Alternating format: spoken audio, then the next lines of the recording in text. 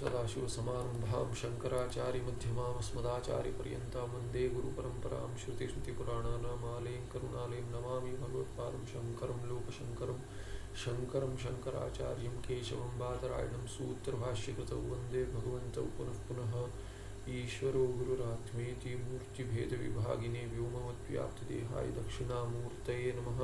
श्रीचिद्गणगणेशाय नमो मह्यं सुकर्नित्यं सत्प्रकाशं व्यापकं नामरूपे अधिष्ठानं बुद्ध्यबोध्यं बुद्धेर्दृक्यत्व निर्मलम् अपारं सर्ववेदान्तवेद्यं प्रत्यक्परमः तदेव अन्नमत्वनीति निश्चितामतिः। श्रीगुरुभ्यो नमः। तो 406 में कहते हैं जीवन मुक्त आनंद से ब्रह्माकार वृत्तिरेव कारणम अतोपि ज्ञानिनः कर्मोपासने न अपेक्षिते। कर्म और उपासना का खंडन हो चुका, समुच्चय भी संभव नहीं है कह दिया। अभी कहते हैं जीवन मुक्त आनंद जो है, जीवन मुक्ति आनंद रूप है। मैं पहले भी बताया था, हमने देखा था कि ये भगवान विद्यारण्यचार्य कहते हैं जीवन मुक्ति विवेक में कि जिसको प्रारब्ध का, जिस ज्ञानी को ज्ञान उत्पन्न होने के बाद निष्ठा नहीं हो पाती क्योंकि प्रारब्ध दुविधा देता है। तो यदि प्रारब्ध दुविधा देता है तो क्या करना चाहिए? उसको जीवन मुक्ति का आनंद प्राप्त नहीं होता है, तब क्या करना चाहिए? कहते हैं उसे समाधि का अभ्यास करना चाहिए, ज्ञान रक्षण करना चाहिए, समाधि का अभ्यास करना चाहिए। और क्या है कि मनोनाश वासनाक्षय के लिए यही मार्ग बताया। तीसरा और चौथा अध्याय उसके लिए शुरू हुआ। तो अभी कहते हैं उसके जीवन मुक्त आनंदस्य ब्रह्माकार वृत्तिरेव कारणम। तो कहते हैं उसके लिए कारण क्या है? ब्रह्माकार वृत्ति कारण है। क्योंकि हमने देखा है कि आनंद कब उत्पन्न होता है, जो प्रक्रिया बताई थी उसमें आनंद, वेदांत प्रक्रिया में आनंद कब उत्पन्न होता है? जब भी विषय की प्राप्ति होती है, किसी भी विषय से आनंद की प्राप्ति लगती है, तो विषय की प्राप्ति जब भी होती है तभी उसकी वासना समाप्त हो जाती है। तब जाकर क्या होता है कि दूसरी वृत्ति बनती है, वह उसको मोद प्रमोद इत्यादि आकार का जो देखा था हमने अभी कुछ ही अंक पहले आया था कि आनंद उत्पन्न कैसे होता है। एक ही वृत्ति में कहा था, फिर कहा कि दो वृत्तियां, ये उत्कृष्ट पक्ष है कि पहली वृत्ति क्या है कि विषयाकार वृत्ति बनती है, उससे क्या है कि विषय का ज्ञान उत्पन्न होता है, विषय की इच्छा समाप्त हो जाती है। फिर जो है कि उसके बाद दूसरी वृत्ति उत्पन्न होती है, वो आनंदाकार वृत्ति होती है। तो अभी क्या कहते हैं, जीवन मुक्त आनंद जो है, वो जीवन आनंद जो है वो तो वास्तविक विषय से प्राप्त नहीं होता है। ये दिखलाता है कि विषय से प्राप्त नहीं होता है, किंतु होता है ब्रह्मानंद ही विषय प्राप्त होने पर उसकी इच्छा निवृत्ति से उत्पन्न होता है। ब्रह्मानंद ही उत्पन्न होता है। वास्तविक वही आनंद जो है वो एक ही स्वरूप आनंद है। अभी ये जीवन मुक्त आनंद क्या होगा? वही होगा, किंतु ये सदा होना चाहिए। तभी कहते हैं ब्रह्माकार वृत्तिरेव कारणम। उसके लिए तो कोई विषय नहीं है, ब्रह्म ही विषय है, भिन्न विषय नहीं कोई। स्वयं ही ब्रह्म जो अहम ब्रह्म आत्मा है वही विषय बनता है। इसीलिए उसी वृत्ति से ही आनंद उत्पन्न होता है, भिन्न वृत्ति की अपेक्षा नहीं हो। क्योंकि वो ब्रह्माकार वृत्ति जो है, एक तो हमने देखा है कि उसे वृत्ति व्याप्ति की अपेक्षा है, घट के लिए भी चाहिए और ब्रह्म के लिए भी चाहिए। घटपट आदि प्रपंच के लिए भी विषय के लिए वृत्ति व्याप्ति चाहिए, विषय ग्रहण होने के लिए। किंतु घटपट आदि प्रपंच जो जड़ है उसके लिए क्या है कि प्रकाश संभव नहीं है, इसीलिए हमें फल व्याप्ति चाहिए। किंतु ये फल व्याप्ति ब्रह्माकार वृत्ति में अपेक्षित नहीं है, क्योंकि ब्रह्म जो है चैतन्य स्वरूप है, प्रकाश रूप है, वो उसी को प्रकाशित वृत्ति को कर देगा। और ये वृत्ति ही जीवन मुक्त को आनंद देती है, वही कारण है। अतोपि ज्ञानी न कर्मोपासन न अपेक्षित है। उसे कर्मोपासन की अपेक्षा नहीं है आनंद के लिए कि आनंद के लिए प्राप्त कीजिए, बाकी हटाने के लिए नहीं। कर्मोपासना ज्ञानी की को नहीं चाहिए, क्योंकि ब्रह्माकार वृत्ति जो है वो ज्ञान से बनती है, कर्म से नहीं बनती, उपासना से नहीं बनती। वो तो ज्ञान से बनती है, तत्त्वमसि आदि महावाक्य से बनती है। भिन्न सभी कर्म में कर्ता, उपासना में उपासक इत्यादि जो अपनी भावना है, भ्रम है, वो हटने से बनती है। इसीलिए ब्रह्माकार वृत्ति से ही जीवन मुक्ति आनंद उत्पन्न होता है। अत्र अयम सिद्धांत, सिद्धांत पक्ष पहले कह रहे कि मंदम दृढ़म च इति ज्ञानम द्विविधम। एक मंद माने ज्ञान तो है किंतु मंद है, अभी स्थिर नहीं हुआ। दूसरा क्या है कि दृढ़ ज्ञान है, निष्ठा प्राप्त हो गई। तो अभी कहते हैं संशय आदि सहितम ज्ञानम मंदम। मंद माने क्या कहते हैं, संशय इत्यादि ग्रस्त है ज्ञान। तब क्या होगा कि वो मंद ज्ञान होगा, स्थिर नहीं हो पाएगा। और दृढ़ ज्ञान क्या है कि जो स्वामी शंकराचार्य जी कहते थे 2 o'clock क्वेश्चन, रात को 2 बजे जगा कर पूछेंगे तो भी उत्तर जो आता है उसमें दृढ़ता है। व्याकरण में कहते थे वो, पर ये ऐसा होना चाहिए कि रात को कि कहेंगे कुछ माने पद संज्ञा ही नहीं पता है तो क्या व्याकरण करोगे, पदशास्त्र है व्याकरण। तो रात को यदि उठा के पूछेंगे पद का क्या लक्षण है, तो एक तो आना चाहिए कम से कम सुप्तिंगंतम पदम ही बोल दो चलिए, बाकी और है 2 ही नहीं और है उसमें कि ये असर्वनाम स्थानेषु स्वादी में स्वादिशु असर्वनाम स्वादेशु पदम करके संज्ञा है। उसके बाद यचीभम करके भ हटा देते, वो 2 भी नहीं है, वो 2 पढ़ाते हैं वास्तविक, उसके आगे और भी पद संज्ञा है। तो वो तो सिद्धांत माने लघु में नहीं आता, फिर आपको सिद्धांत कौमुदी करनी पड़ेगी, फिर या तो काशी का इत्यादि का संपूर्ण अभ्यास करेंगे तभी पता चलेगा। इतना ही कह रहा हूँ कि सुप्तिंगंतम पदम तो पता रहना चाहिए पद संज्ञा करने के लिए। इसीलिए वैसे वाला ये है कि कम से कम इतना तो पता रहना चाहिए 2 बजे कि मैं ब्रह्म हूँ। तो जैसे इसीलिए कहा है कि जैसे मैं पुरुष हूँ, स्त्री हूँ, मनुष्य हूँ, ब्राह्मण क्षत्रिय इत्यादि हूँ, ऐसे जो ज्ञान होता है वैसा ही दृढ़ ज्ञान होना चाहिए। दृढ़ ज्ञान है, तत्वबोध में ये नहीं आया, रात वो सुप्तिंगंतम पदम वाला तो नहीं है। तत्वबोध में क्या आता है कि जैसे मैं पुरुष हूँ, स्त्री हूँ इत्यादि ज्ञान है, ब्राह्मण हूँ इत्यादि मनुष्य हूँ, वैसा दृढ़ जो ज्ञान है, किसी बोलने की अपेक्षा नहीं है। रात को 2 बजे पूछेंगे तो भी यही कहेंगे, जगा के गाढ़ निद्रा से उठाएंगे।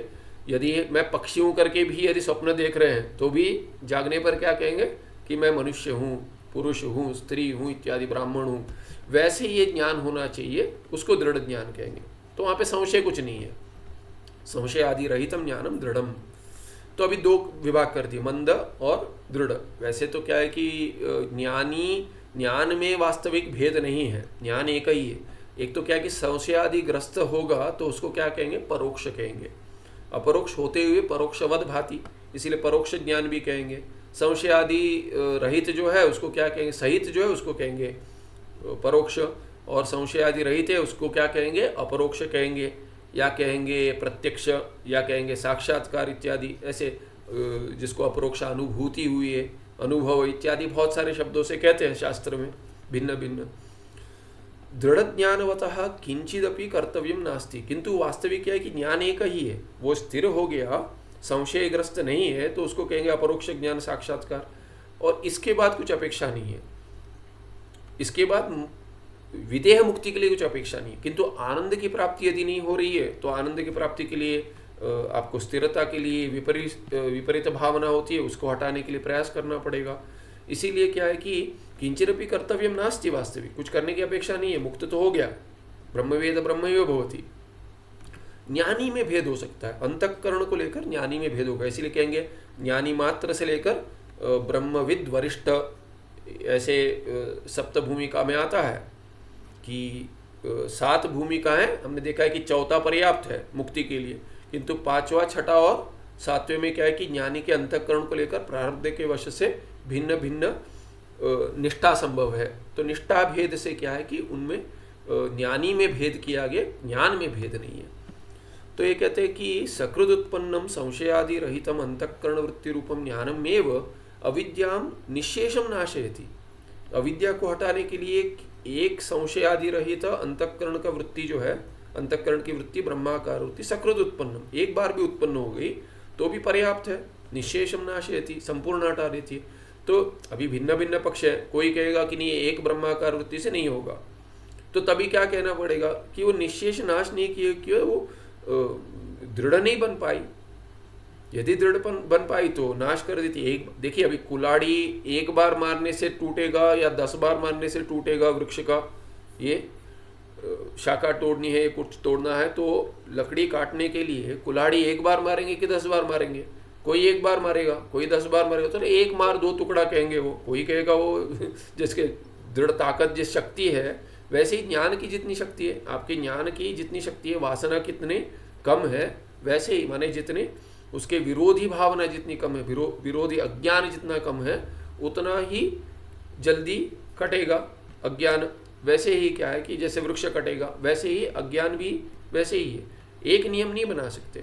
तब यदि सकृत उत्पन्न एक बार ही उत्पन्न होने से ही हो जाए कहेगा, तो नहीं उत्पन्न हुई कहना पड़ेगा, दृढ़ नहीं हुई, चलिए नहीं हुई। आलोक इव तमः, जैसे कह दिया आलोक इव तमः, तो कितना प्रकाश चाहिए, उदाहरण उन्होंने बहुत सुंदर दिया है, आलोक इव तमः। आलोक माने प्रकाश।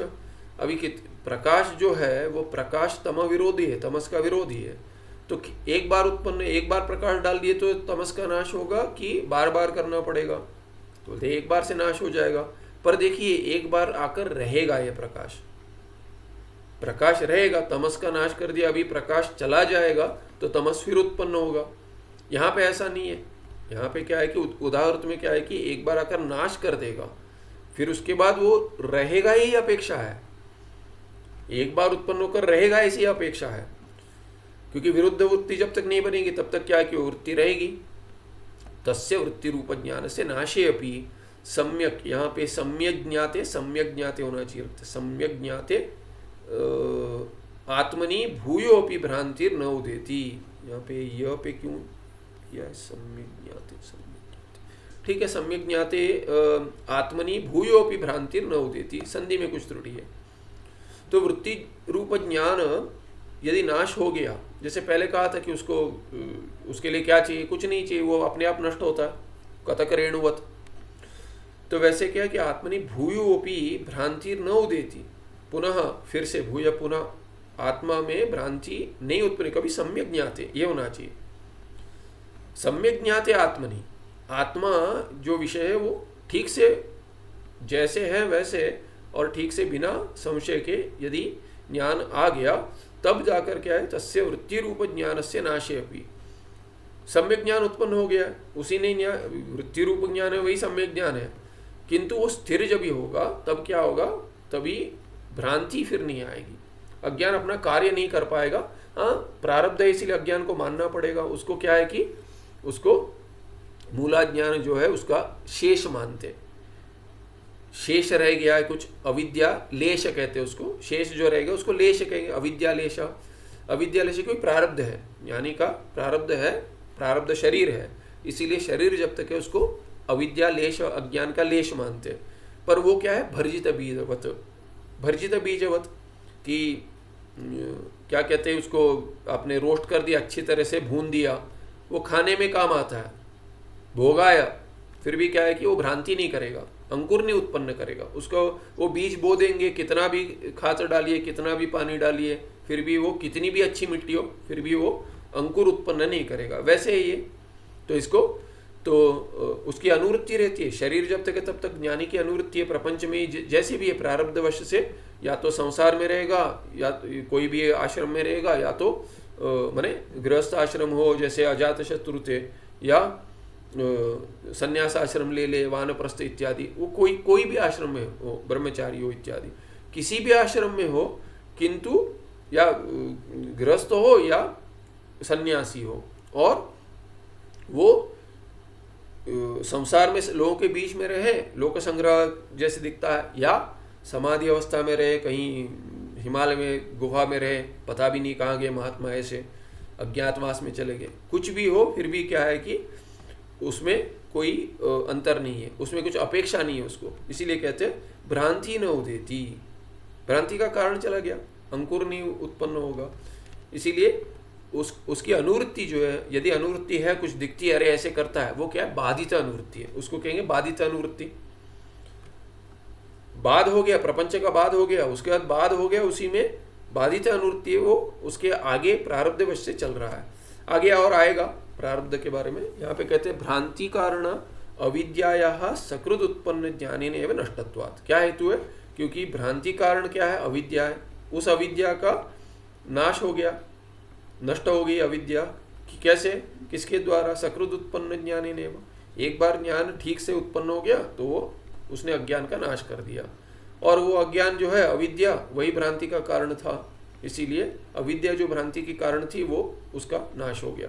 तस्मात् भ्रांते अविद्याश्च अभावात् पुनरपि वृत्ति ज्ञान उत्पत्तौ किंचिदपि प्रयोजनम नास्ति। तो अभी तो ब्रह्माकार वृत्ति फिर से चाहिए, फिर लगाई, आवश्यकता नहीं है।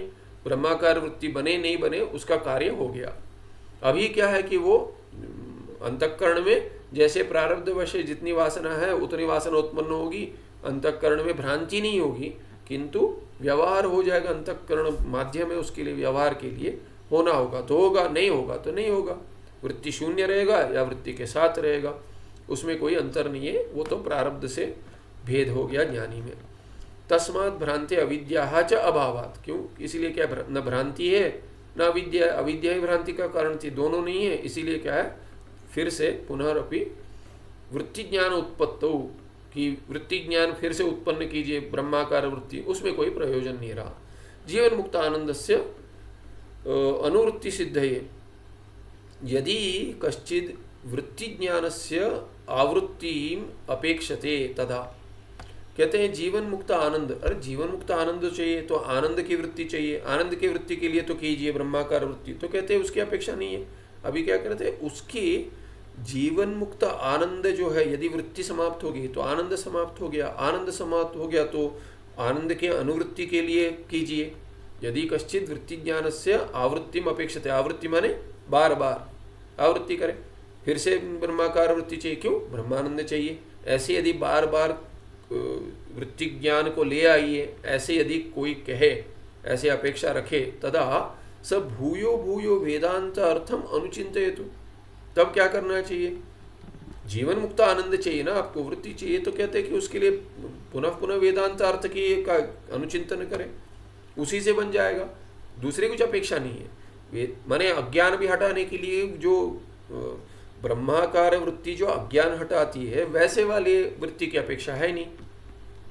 वो वृत्ति बने न बने, अभी क्या है कि जो बन रही है वास्तविक वो ब्रह्म ही है, दूसरा कुछ नहीं है। ब्रह्माकार वृत्ति बने, उस वृत्ति की बात करें जो अज्ञान की नाशिका है, अज्ञान को हटाने वाली जो वृत्ति है उसकी अपेक्षा नहीं है। हाँ, जीवन मुक्त आनंद के लिए चाहिए, हाँ जीवन मुक्त आनंद के लिए चाहिए तो वेदांत अर्थ से ही हो जाएगा, चिंतन से। वास्तविक क्या है कि वेदांत अर्थ चिंतन से ही ब्रह्माकार वृत्ति बनी थी। तो यहाँ पे ऐसे कह रहे कि वेदांत अर्थ का अनुचिंतन करें।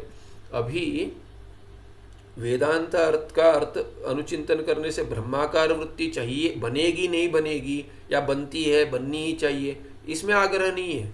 वो बनती है ठीक है, नहीं बनती है ठीक है, वेदांत अर्थ चिंतन से ब्रह्माकार वृत्ति बननी चाहिए, उसी से वैसे वाली बननी चाहिए जो दृढ़ है, जिससे अज्ञान का नाश हुआ था, इसकी सब अपेक्षा नहीं है। वो जो भी वृत्ति बने वास्तविक क्या, उसके बाद जो जो वृत्ति बनती है सभी वृत्तियां वेदांत अर्थ के अनुचिंतन में ही घट जाएंगी। घटाकार वृत्ति बन रही है, घट क्या है?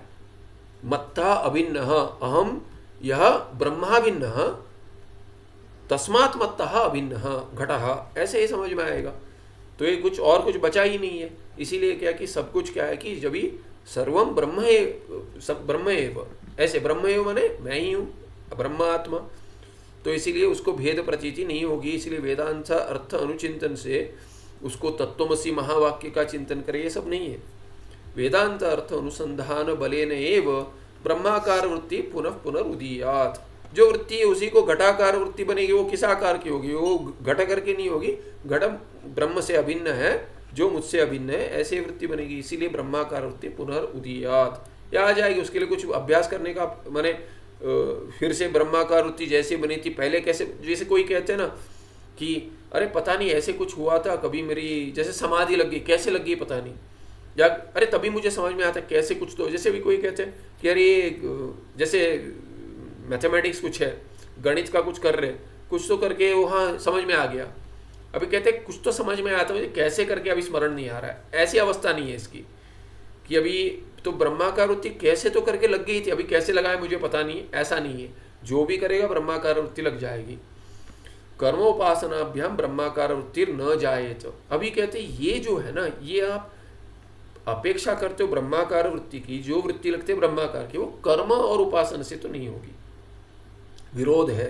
क्योंकि कर्म माने जो विहित, जिस यदि कर्म कर रहा है वही आगे बढ़ रहा है, वो भिन्न बात है। किंतु कर्म उपासन करेगा जो विहित है, क्योंकि मुझे करना है, तब तो आपको कर्ता मान रहा है। कर्ता मान रहे तो ब्रह्माकार वृत्ति कहाँ से बनेगी? तो ब्रह्माकारा वृत्ति ही न जायेत। अंतःकरण से शुद्धि नैश्चल्य संपादन द्वारा एव कर्म उपासने ज्ञाने उपयुज्येते न अन्येन प्रकारेण। अंतःकरण से शुद्धि, अंतःकरण की शुद्धि, नैश्चल्य, अंतःकरण की शुद्धि किससे? कर्म से, वीत कर्म से, और माने नित्य नैमित्तिक कर्म से, और वर्णाश्रम कर्म से, और ये नैश्चल्य उपासना से। ये जो है ये इसका संपादन पहले हो चुका है। उसके द्वारा कर्म उपासने ज्ञाने उपयुज्य थे, परंपरा साधन कहा था। ज्ञान में उपयोग उनका क्या है? कर्म उपासना का ज्ञान में क्या उपयोग है? कहते शुद्धि और नैश्चल्य संपादन के द्वारा। वो जो भी प्राप्त हो गया उसके बाद क्या कुछ काम नहीं है। पहले बताया था, इतनी बार बताया, मैं बार बार वही कह रहा हूँ। ये थोड़ा आगे चल सकते जल्दी, अभी वो अभ्यास हो गया धीरे जाने का, पर ये इतना रिपीटेटिव ग्रंथ है ना कि हर बार मैं वही कहूँगा कि मेरे को तो बस हो गया, पाठ समाप्त करते ऐसे हो जाता। न अन्य प्रकार ने, कोई और प्रकार से नहीं होगा। विदुषा अंतःकरण तो पाप चांचल्य न था, ये कहा है। ये न पाप रहा जिससे अशुद्ध हो गया अंतःकरण, ना ही चंचलता रही जिससे चांचल्य से क्या है कि अभी स्थिरता नहीं होगी, ऐसा है नहीं। क्योंकि वो विद्वान बना है, क्योंकि उसको पाप जाकर शुद्ध बना अंतःकरण, और चांचल्य हट गया और स्थिर बन गया, एकाग्रता प्राप्त हुई, तब जाकर वो विद्वान बना। वैसे ही विद्वान को विदुषा, षष्ठी विद्वान, उस विद्वान को जब ही ऐसे शुद्ध अंतःकरण एकाग्रता प्राप्त हुई तब जाकर उसको ज्ञान उत्पन्न हुआ, विद्वान बना। उस विद्वान के अंतःकरण में कहाँ से रहेगा पाप और चांचल्यता कैसे रहेगी? चंचलता या चांचल्य कैसे रहेगा? नहीं है। अविद्या ही राग द्वेष आदि द्वारा पाप चांचल्योः कारणं भवति। और पाप और चंचलता भी कैसे आई थी? कहते हैं अविद्या से ही आई थी। कैसे अविद्या से थी? अविद्या से राग द्वेष उत्पन्न हुआ था, राग द्वेष ही पाप और चंचलता लाता है। इसीलिए अविद्या, फिर अविद्या काम कर्म, वैसे ही अविद्या और काम क्या है? राग द्वेष आदि। उसका अभिव्यक्ति कैसे होती है? राग द्वेष आदि से होती है। काम क्रोध लोभ उपलक्षण है काम करके, काम क्रोध लोभ ये सब क्या है? राग द्वेष। राग माने काम और द्वेष उसका विरुद्ध क्रोध। तो काम क्रोध लोभ मोह ये सब क्या अविद्या का कार्य है। और अविद्या चली गई तो तब जाकर उसको विद्वान कहेंगे। विद्वान कौन है? जिसकी अविद्या चली गई। तो अभी राग द्वेष आदि कहाँ से आएगा? वो नहीं होगा तो पाप चंचलता कैसे होगी? नहीं होगी। साच अविद्या ज्ञानेनैव नश्यति। यह विद्या तो ज्ञान से हट गई। तस्मात् विदुषा पाप चांचल्यो अभावात् कर्म उपासनाभ्याम नास्ति उपयोग। तो कर्म उपासना क्यों करेगा? वास्तविक कर्म उपासना तो उसने तभी छोड़ दिया जब उसको श्रवण फल दे रहा है, उसको समझ में आ रहा है, तभी वो धीरे धीरे कम करते या एक साथ छोड़ सकता है। जैसा वैराग्य हो, जैसी स्थिति हो उसकी, तो वैसे वो क्या है कि साधक अवस्था में ही उसने छोड़ दिया है। क्योंकि वास्तविक क्या है कि संन्यस्य शरणं कुर्यात्। श्रवण संपूर्ण फल कब देगा? सभी जब भी कुछ है नहीं, दिन भर वही करेगा, कर्म भी करेगा, उपासना करेगा। माने कि देखिए क्या है, जैसे सुबह ऑफिस जाता है, 9 to 5 जॉब करता है, घर में आकर क्या है कि उधर जब भी इधर जाता है ऑफिस में जाता है, न पत्नी है, न बेटा है, न बेटी है, न कुछ है, न माता पिता, न कुछ है।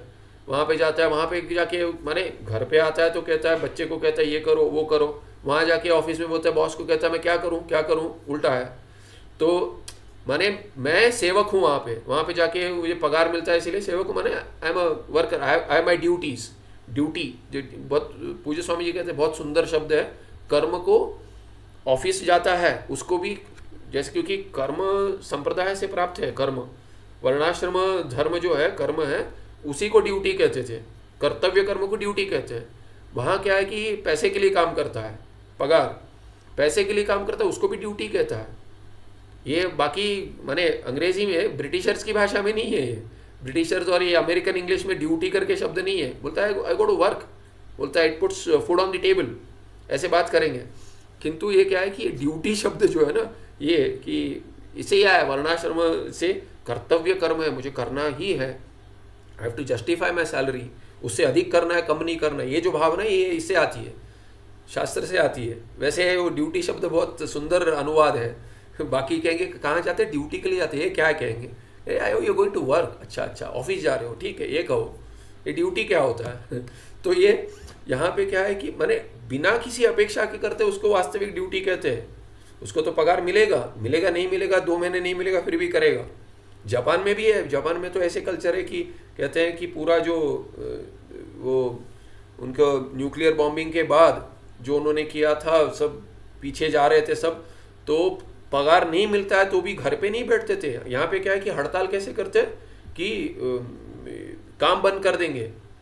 वहाँ पे वैसा नहीं है, वहाँ पे उल्टा है। हड़ताल कैसे करते वहाँ की, जापान की हड़ताल अभी पता नहीं क्या, पर ये जो भी सोनी का जो पुस्तक था मेड इन जापान इत्यादि, वो जो आगे बढ़ाना देश को, उसके लिए जो किया था उन्होंने, क्योंकि जननी जन्मभूमिश्च स्वर्गादपि गरीयसी, हमारी भावना तो चली गई है अभी बहुतों की, पर जापान में वहाँ माने वैसी भावना थी। उनकी हड़ताल क्या थी, दे वुड ओवर प्रोड्यूस, अधिक बनाते थे। नुकसान होना चाहिए, देश को नुकसान नहीं होना चाहिए, मालिक को नुकसान होना चाहिए। जो उसका ये है कि अधिक बनाएंगे कि आप उसको बेचो और बेचो, पैसा आएगा तो हमें देंगे। काम बंद कर देंगे तो कहाँ से आएगा पैसा? तो हड़ताल माने काम बंद नहीं करना है, अधिक बना देते हैं। तो आप ढूंढिए मार्केट, बेचिए, तब जाकर हमारा नहीं पिछला दीजिए, आगे भी और बढ़ा दीजिए, ऐसे काम करते। तो ये वृत्ति थी, ड्यूटी करके शब्द से स्मरण आया इसीलिए बता रहा हूँ। तो ये क्या कहते हैं, ये कर्म और उपासना से नहीं होगी। क्यों? क्योंकि देखिए अभी ऑफिस जा रही है, उदाहरण क्यों लाया, क्योंकि ऑफिस जाता है, घर में तो सभी अपना सुनते कमाने वाले व्यक्ति है उसका सुनते हैं, वास्तविक ये स्थिति है। नहीं तो बड़े हैं ऐसे सुनते हैं। बॉस क्या है कि वहाँ पे बड़ा है ऐसा नहीं है, बॉस बड़ा हो या छोटा हो, MBA करके आ गए, प्रैक्टिकल के लिए बिठा दिया उनको उनके पिताजी ने, बैठो कंपनी चलाओ। यहाँ पे बूढ़े बूढ़े रिटायर 2 वर्ष में होने वाले, उनके ऊपर जाके बॉस करता है, ये घर पे आके गुस्सा निकालता है वहाँ पे। तो ये क्या है कि वहाँ पे ऑफिस में जाता है, वहाँ पे ये सुनता है लोगों की, यहाँ पे आता है घर पे तो ये सुनाता है लोगों को। तो यहाँ पे ईश्वर हूँ, मैंने ज्ञान कांड में ईश्वर हूँ, घर पे आकर ईश्वर बन गए। सुबह क्या है कि वहाँ पर जाके वर्णाश्रम धर्म वैसे ड्यूटी कर रहे हैं। तो ये कर्म और ज्ञान का कैसे होगा कि ऐसा नहीं कि आधा दिन ये कर लेंगे आधा दिन, हाँ पहले ठीक है, धीरे धीरे धीरे। किंतु जिनमें साक्षात विरोध है, एक में कहते तुम ईश्वर हो, दूसरे में कहते तुम सेवक हो, ये करो वो करो, तो इसीलिए ये समुच्चय संभव नहीं है। सा च अविद्या ज्ञानेनैव नश्यति, वो समाप्त होगी। तस्माद् विदुषा पाप चांचल्यो अभावात्, कि पाप चांचल्यता कुछ नहीं है, पगार नहीं कमाना है, कुछ नहीं बचा अभी कि पगार बनाएंगे, हो गया, रिटायर हो गया, अभी कुछ नहीं है। तो कर्म उपासनाभ्याम नास्ति उपयोग, उसका कोई उपयोग नहीं है। इसमें विरोध है, हमने बहुत बार देखा है, स्वरूपतः विरोध है, साधन में विरोध है, फल में विरोध है, सभी ओर से विरोध है। कभी भी ये भ्रांति नहीं होनी चाहिए कि दोनों का मैं समुच्चय करूंगा। हाँ कर रहे हैं ठीक है, पर मोक्ष के लिए कर रहे ये ठीक नहीं है, इससे मोक्ष मिलेगा ये भ्रांति है। हाँ चित्त शुद्धि मिलेगी, नहीं है मिलेगी, है रखनी है ठीक है, उसको उसके लिए कर रहे हैं। स्पष्ट होना चाहिए कि क्यों कर रहा हूँ, क्यों कर रही हूँ, इतना बस, इतना हो। आगे जैसे भी साथ में चलता है भिन्न बात है, वो चल जाएगा। भ्रांति नहीं है कि किसका क्या फल है, उसमें स्पष्टता होनी चाहिए।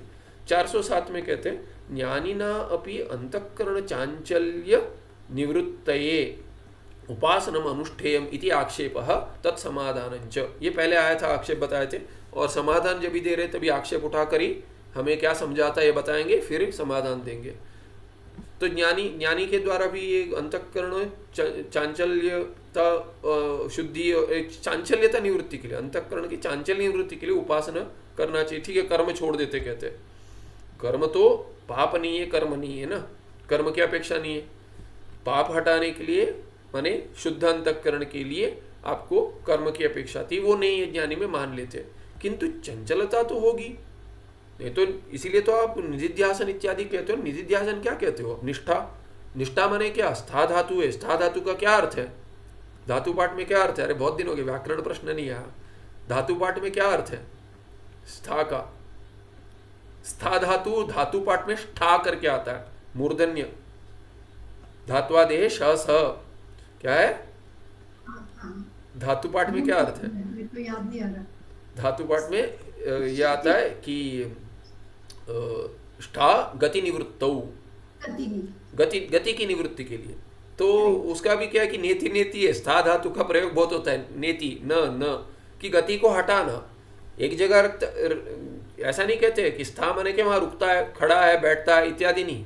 स्था माने के गति रुक गई उसकी, तो गति रुक गई। अभी यहाँ क्या कहते हैं, ये स्था निष्ठा माने क्या, नितराम स्थिति, इसीलिए कहते नितराम स्थिति, सभी रुक जाएगा, न न ये नहीं ये नहीं, उसी को निष्ठा कहेंगे। तो निष्ठा क्या है कि अभ्यास से प्राप्त होता है, नितराम स्थिति।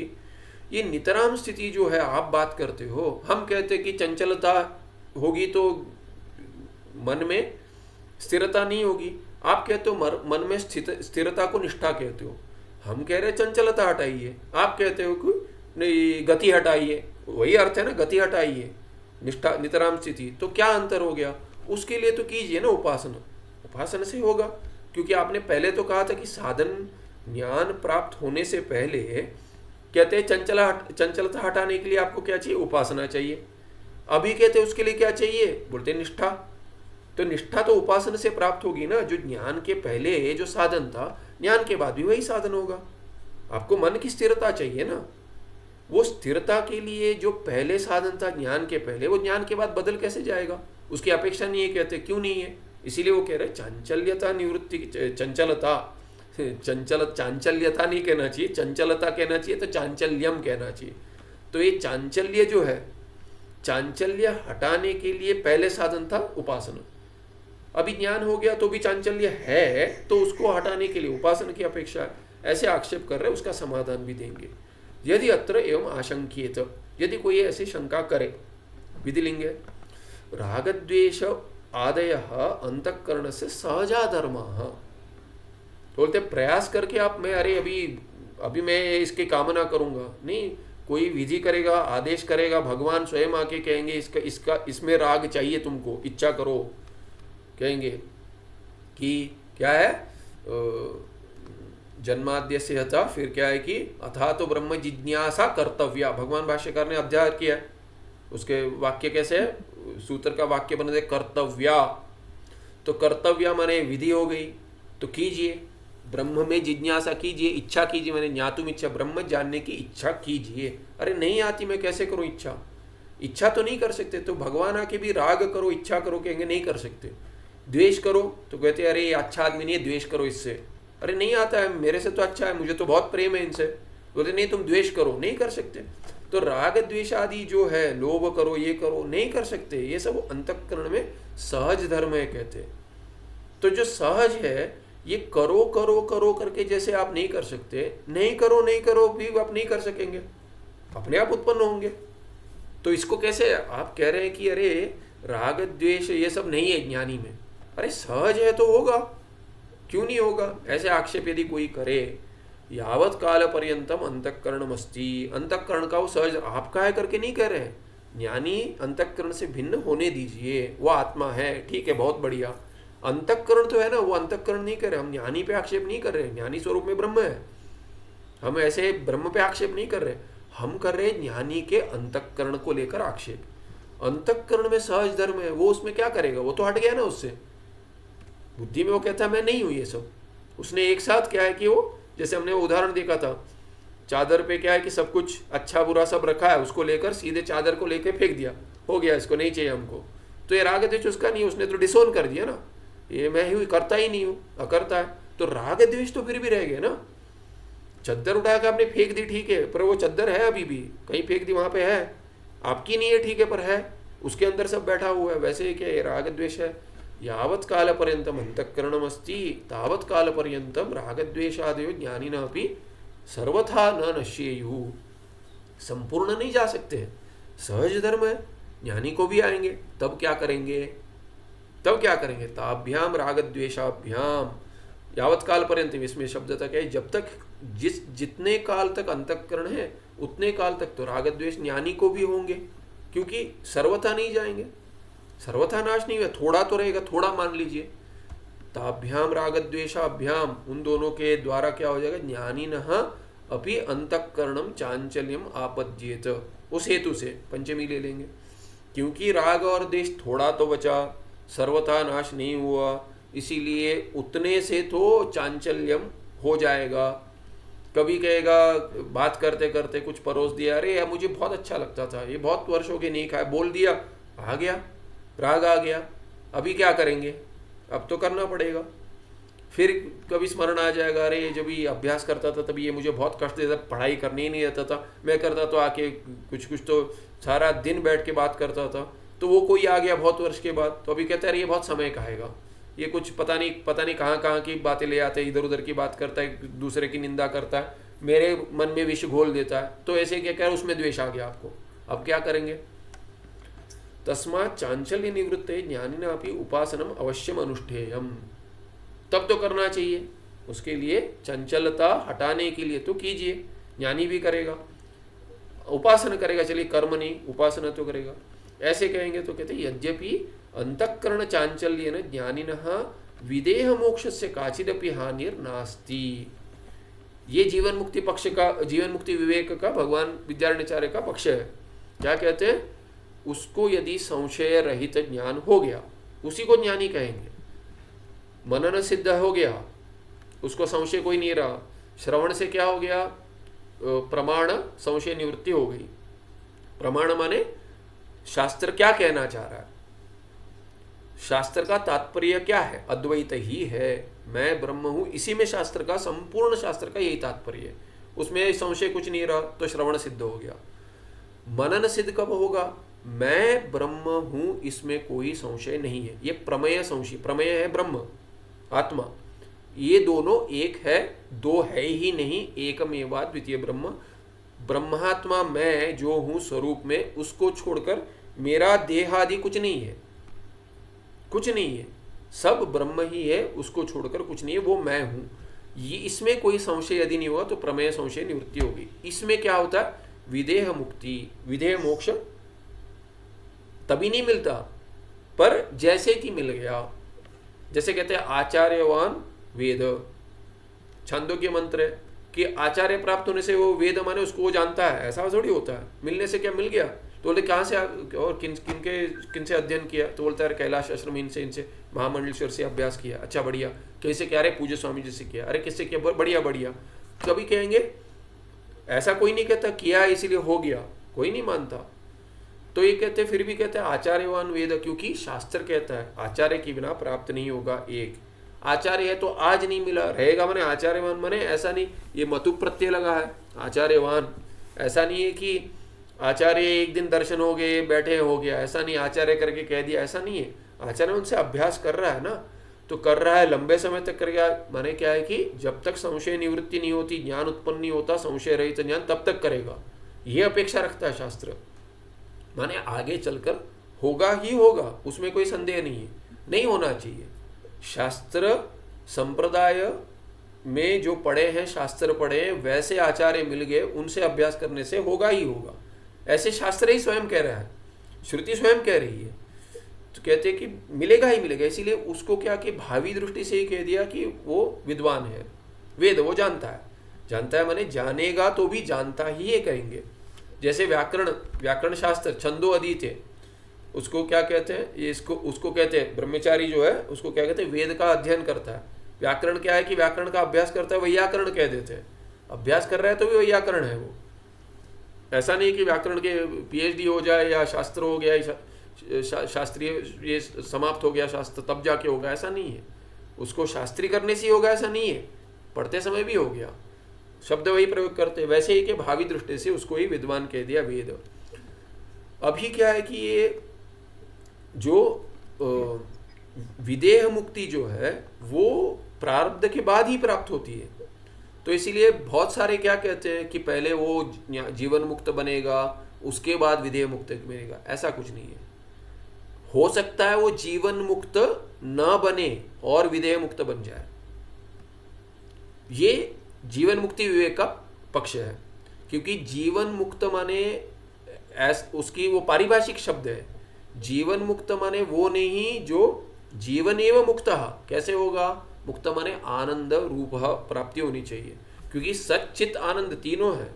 लोग क्या कहते हैं, अरे सत्य और चित्त का समझ में आ गया, अरे वो तो अज्ञानी को भी थोड़ा बता देंगे समझ में आ जाएगा, अज्ञानी ही रहेगा। आनंद की प्राप्ति नहीं होती, आनंद की प्राप्ति यदि नहीं हुई तो उसको विद्यारण्यचार्य मुनि जीवन मुक्त नहीं मानते। उसको विधेय मुक्ति मिल जाएगी। आपको मुक्ति चाहिए कि आनंद चाहिए? हमको दोनों चाहिए। दोनों चाहिए तो भाई ये करो, तीसरा चौथा अध्याय जीवन मुक्ति विवेक का शुरू करते हैं। कहते हैं ज्ञान रक्षण कीजिए, समाधि अभ्यास कीजिए। अरे हम समाधि वगैरह नहीं मानते, तो बैठे रहो, तो आनंद नहीं मिलेगा। हम जीवन मुक्त, आप बुलाइए अपने आप को। जैसे बैठ के सब जगत गुरु, नया पीठ बनाए थे हम, जगत गुरु ये कहते हैं। ठीक है, जगत गुरु आप है, आपका जगत जो है उसमें आप गुरु बनकर रहिए, जगत गुरु है, ठीक है। किंतु आनंद प्राप्ति नहीं हुई तो जीवन मुक्त आनंद स्वरूप ही है। इसीलिए उसको प्रारब्ध का, यदि प्रारब्ध से पीड़ा हो रही है, उसको जीवन मुक्ति आनंद प्राप्ति के लिए अभ्यास करना चाहिए कहा है। निष्ठा का प्रयास तो निधिध्यासन कहते हैं। निधिध्यासन ऐसे नहीं होता कि बैठे बैठे अरे करेंगे हो जाएगा, नहीं होगा। उसमें भेद करते हैं, तब क्या कहेंगे, ज्ञानी और ज्ञानी में जो भेद करे, इसीलिए ब्रह्म वो पंचम षष्ठ सप्तम, चतुर्थ पंचम षष्ठ सप्तम ऐसे ये बनाया है, सप्तम भूमिका में भेद बनाया ज्ञानी में। तो आपको यदि दुविधा नहीं है, इतना पर्याप्त है, आप मुक्त मानते हो अपने आप को, ठीक है। कहेंगे मुक्त मानते हैं, ठीक है, माने मुक्त मानते नहीं, आप तो ब्रह्म मानते हैं ना, ब्रह्म मानना पड़ेगा। तो अपने आप को ब्रह्म मानते हैं, ठीक है, संशय नहीं है, ठीक है, बहुत बढ़िया, आपका पुनर्जन्म नहीं होगा। जन्म नहीं होगा माने क्या, विदेह मुक्ति मिलेगी ही मिलेगी। प्रारब्ध समाप्त होगा तो आपका अंतःकरण इंद्रिय इत्यादि सब लीन हो जाएगा, आप ब्रह्म अभी हो, ब्रह्म, पर आनंद प्राप्ति नहीं होगी। आनंद प्राप्ति जिसको होती है उसको कहते हैं जीवन मुक्त। उसको जीवन मुक्ति यदि कहेंगे, पारिभाषिक शब्द जो है ऐसा कहेंगे, मतलब लूजली तो कह देते हैं, ऐसे ही कहते हैं अरे वो ज्ञानी है, ज्ञानी है, जीवन मुक्त है। हर ज्ञानी को जीवन मुक्त कहेंगे तो सप्तम भूमिका कोई अर्थ नहीं है। पर सप्तम भूमिका इत्यादि योग वासिष्ठ की दृष्टि से देखेंगे तो ज्ञानी और ज्ञानी में भेद करते हैं। तो जीवन मुक्त है कि नहीं, वो प्रारब्ध वश से भिन्न भिन्न है, ठीक है।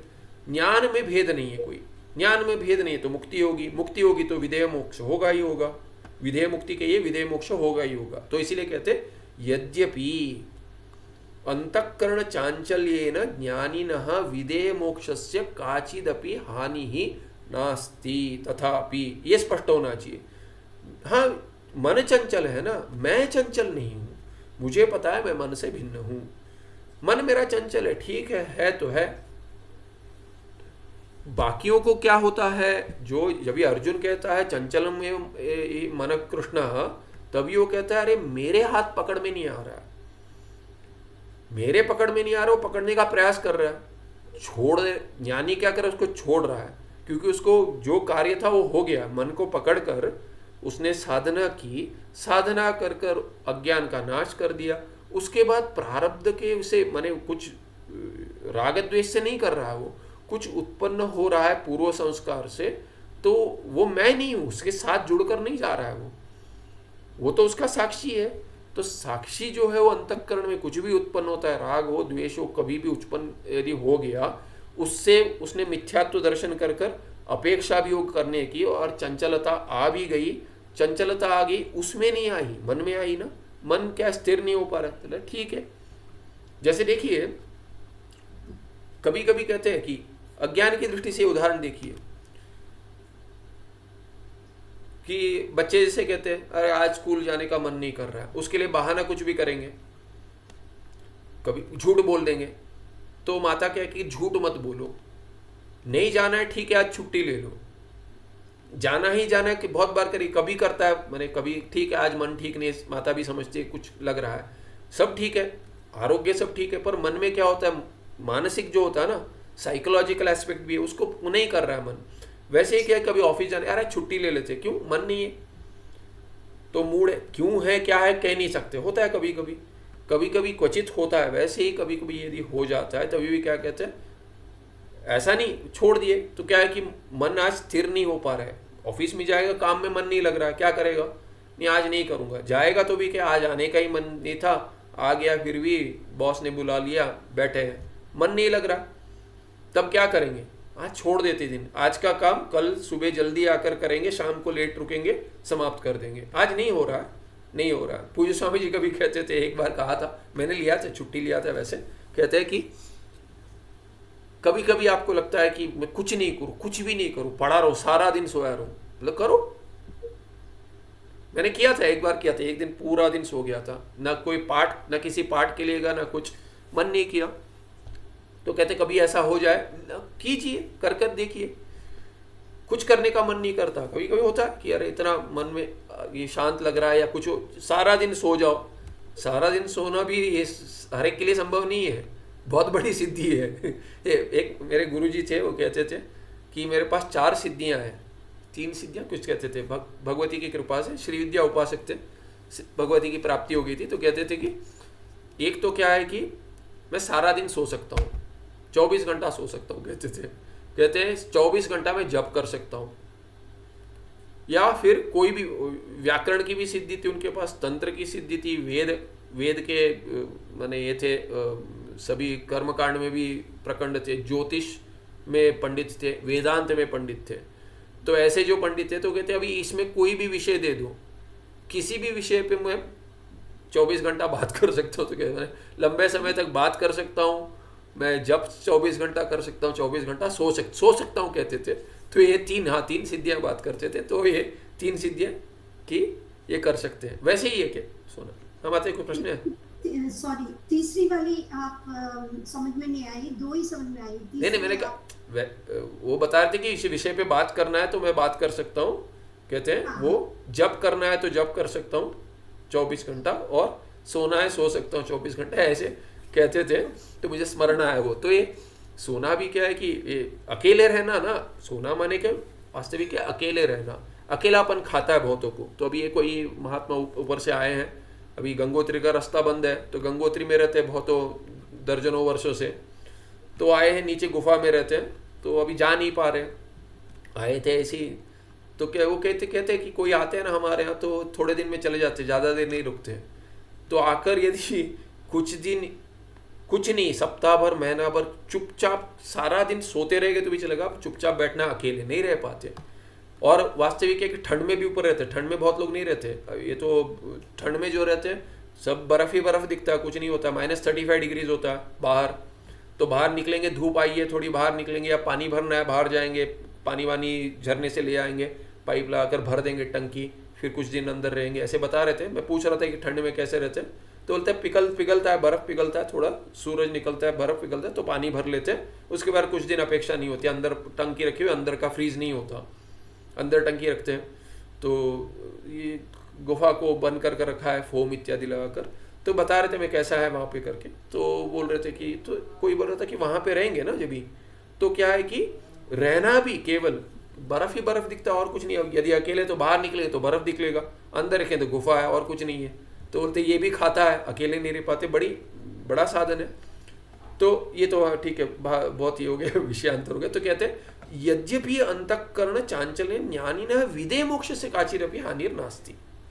विदेह मुक्ति तो कहीं नहीं जा रही, आपको मिलेगी, बस है तो बस है। फिर भी क्या है कि अरे प्रारब्ध पीड़ा दे रहा है, ये खींच रहा है, वो खींच रहा है। यदि ऐसा हो रहा है तो फिर आनंद के लिए प्रयास करो। प्रारब्ध कष्ट दे रहा मैंने आनंद नहीं मिल रहा ना, यही अर्थ हो गया। नहीं, आनंद की बात नहीं कर रहे, अरे आनंद की ही बात करें। आनंद शब्द का प्रयोग करने में आपको आपके जिह्वा थोड़ी माने थोड़ा संकोच हो रहा है, जिह्वा को स्वार्थ लग रहा है, क्या हो रहा है पता नहीं, पर समाधि का विरोध करते हैं। देखिए समाधि का विरोध करने वाले ना, वास्तविक समाधि से जो मोक्ष की प्राप्ति मानते हैं उसका विरोध करें, ठीक है। पर ये क्या करते हैं ना, नहीं समाधि चाहिए ही नहीं, उसके पीछे मत भागो, ये उसका अभ्यास भी मत करो। पीछे मत भागो तब तक ठीक है, पर उसका अभ्यास भी मत करो, ये ठीक नहीं है। क्यों ठीक नहीं हो? क्योंकि वो तो उपनिषद है। आपका अभ्यास ना हो पर उपनिषद है, वो 108 उपनिषद में आता है, पूरा अष्टांग योग उपनिषद है। उसके कैसे आप निंदा करेंगे? उसको कैसे बाहर रखेंगे? उसको बाहर रखेंगे तो उससे आनंद प्राप्ति होती है, सोचते हैं, इसलिए आनंद को भी बाहर रख देते हैं। आनंद आपका स्वरूप है, बाहर कैसे रखेंगे उसको? तो बोलते नहीं वो ऐसे हा वो ऐसे वाला आनंद नहीं है। अरे वो कोई भी आनंद हो, आपको जो कष्ट हो रहा है ना प्रारब्ध से, उससे आनंद जा रहा है, इसलिए आपको निष्ठा नहीं मिल रही है। निष्ठा माने आनंद में निष्ठा है आपकी वास्तविक। सत्य और चित्त तो आपको समझ आ गया, आनंद तो अनुभूत होगा जो अंतःकरण में होगा, वो मिथ्या होने दीजिए, पर विषय आनंद नहीं है। वो विषय से प्राप्त नहीं हुआ, आपको समाधि से आपके स्वरूप से प्राप्त हुआ। इसीलिए आगे भेद करेंगे, इसमें कहेंगे विषय आनंद भी ब्रह्मानंद है, फिर भी समाधि का आनंद जो है ब्रह्मानंद है। वो दोनों आनंद में आप भेद नहीं है ऐसा मानते हैं, तब तक ठीक है, स्वरूप में भेद नहीं है। विषय से जो प्राप्त होता है वो भी स्वरूप का आनंद है और समाधि प्राप्त आनंद भी स्वरूप का आनंद है, किंतु विषय आनंद आपको बाहर ले जाता है और ये समाधि आनंद आपको भीतर ही रखता है, आपके स्वरूप में रखता है। इसीलिए दोनों मिथ्या होते हुए भी वो समाधि आनंद श्रेष्ठ है, ऐसा कहा गया है। और जीवन मुक्ति आनंद में विवेक में कहते हैं कि आनंद प्राप्ति के लिए कीजिए, आपका विधेय मुक्ति कहीं नहीं जाएगी। विधेय मोक्ष से काचिदपि हानि यद्यपि नास्ति, अंतःकरण चांचल्य से यद्यपि आपको जीवन मुक्ति आनंद नहीं मिले, विधेय मुक्ति मिलेगी ही मिलेगी, क्योंकि आपको संशय नहीं है, कोई मरते समय भी संशय नहीं है। शरीर जब ही मरेगा, मैं मर रहा हूं करके भ्रांति नहीं है। जब ही शरीर जाएगा तभी भी क्या होगा कि मैं ब्रह्म हूं करके ही मरेगा, तो कहां से उसको पुनर्जन्म मिलेगा? नहीं मिलेगा। इसीलिए वो यद्यपि हानि नहीं है विधेय मुक्त, तथापि चंचले अंतःकरणे स्वरूप आनंदम भानम न स्यात्, स्वरूप आनंद का भान संभव नहीं है। रोता रहेगा, दिखाएगा लोगों के सामने, अरे ज्ञान है, फिर पाठ समाप्त होते ही ये पीड़ा है वो पीड़ा है सब आ जाएगी। पाठ में तो ठीक है आपका मन बाहर है, पर जब ये अकेले शांत हो जाएगा तब क्या, अरे ये पीड़ा है वो, अरे ठीक है पीड़ा है, वहाँ वो मिथ्या दर्शन है उसका, ये मिथ्या है पीड़ा, फिर भी क्या है कि ब्रह्म में निष्ठा नहीं रह पा रही है, खींच जाएगी, वो हो जाएगा तो स्वरूप आनंद का भान कहाँ से होगा?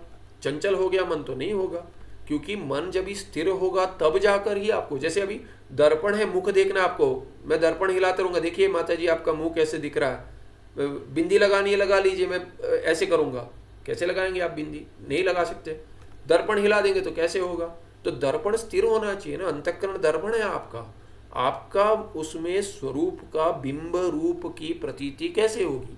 प्रतिबिंब स्थिर नहीं हो पा रहा, प्रतिबिंब तो बनेगा ही बनेगा। हम क्या कह रहे हैं, हमें प्रतिबिंब में रुचि नहीं है, अरे प्रतिबिंब आनंद में आपको रुचि नहीं है ठीक है, पर बिंबानंद तो ग्रहण नहीं कर सकते आप, हो ना बिंबानंद, उसका ग्रहण तो अंतःकरण में होगा, और अंतःकरण तो होगा जब तक आपका शरीर है, प्रारब्ध है, अंतःकरण तो होगा। तो ठीक है, आनंद का भी मिथ्या रूप मान लीजिए, पर आनंद जब यदि नहीं होगा तो कुछ और होगा। आनंद देखिए स्वरूप है, वो नहीं होगा, मैंने स्वरूप नहीं होगा तो कुछ और हो रहा, तभी तो आपका स्वरूप उधर प्रतिबिंबित नहीं हो पा रहा है। प्रतिबिंबित आनंद ये रूप में नहीं हो रहा है तो किस रूप में हो रहा है? कुछ और रूप में हो रहा है, और रूप में जो हो रहा है वो आत्मा ही नहीं, वो दूसरा विषय है। तो प्रारब्ध से आ गया जो भी आ रहा है, तब क्या होगा? ये चंचलता जैसे भी आई हो, स्वरूप का आनंद का भान नहीं होगा।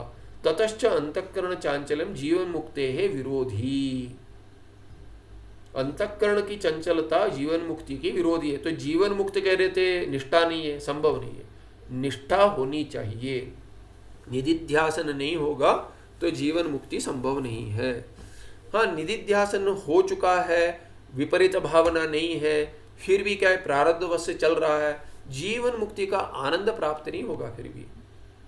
इसीलिए कहते हैं कि ये तस्मात् जीवन मुक्ति आनंद सिद्धये अंतःकरण से चांचल्य निवृत्त्यर्थम उपासनम ज्ञानिना अपि अनुष्ठेयम एव इति। अभी आक्षेप क्या आ गया? यहाँ तक हो गया, ये इसमें कोई सिद्धांति कुछ नहीं कहेगा, किंतु क्या कहते हैं, ये उपासन करना चाहिए, तब उपासन कीजिए। क्यों? क्योंकि वो चंचलता देख रहा है। जब भी चंचलता होगी अंतःकरण में तब क्या होगा?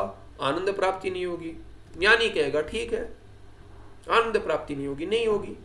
हाँ ठीक है, आनंद प्राप्ति चाहिए, दूसरा ज्ञानी कहेगा ठीक है, उपासन क्यों करेगा? उसके लिए श्रवण से ही हो जाएगा, उसका विचार से ही हो जाएगा, आत्मविचार से ही यदि हो रहा है तो उपासन क्यों करेगा?